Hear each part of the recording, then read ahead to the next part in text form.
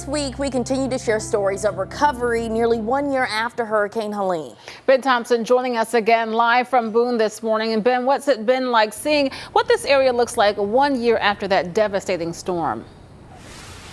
Well, you know, at least the unfortunate thing is last year, because the time that this storm hit, they completely missed out on their fall season, which really is the biggest season up here in the mountains. And so they're hoping in the next few weeks that this is really going to pick up again, because again, I mean, I personally like all the seasons up here in the mountains, but fall is the real moneymaker.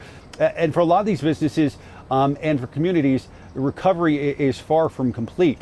WCNC Charlotte's Richard Vane, he's live just a few miles down the street from me in Blowing Rock. And Richard, you've been talking to local artists and craftsmen and how they're managing to bounce back as well.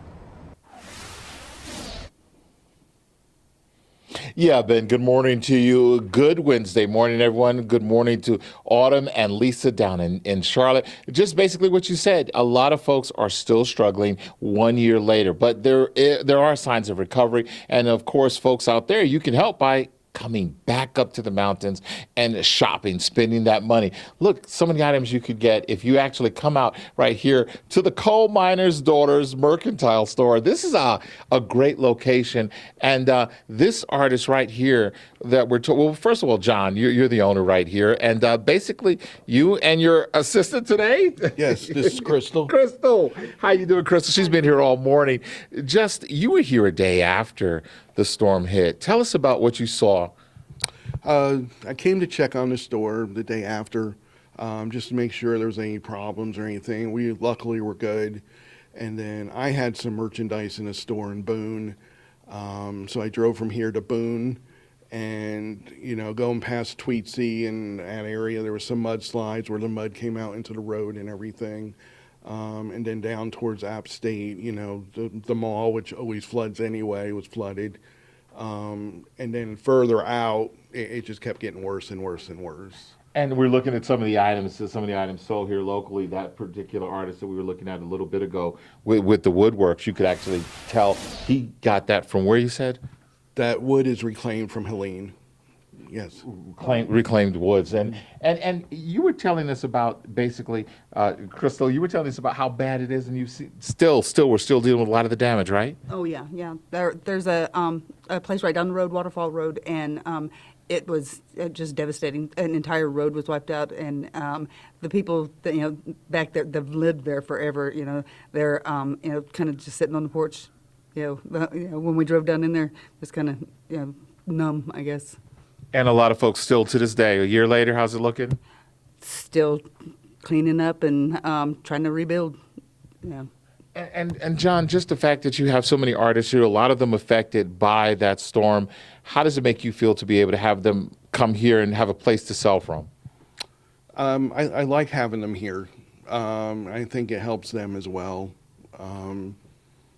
They're able to get their products out, and, you know, they probably had a little extra time to work on it and stuff.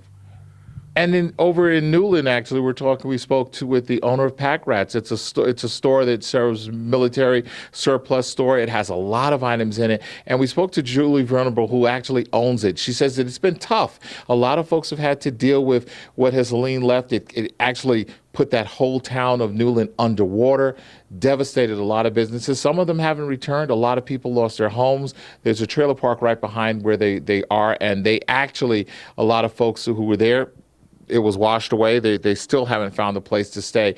We spoke to her about what she's gone through and how she's coming through this. Take a listen. We actually were shut down for 7 months. That's a lot of money. Yeah, no income at all. How tough was that?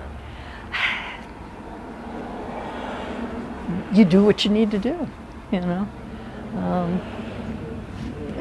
It's tough to think about. Yeah. This was not a normal storm. This was not a normal storm at all.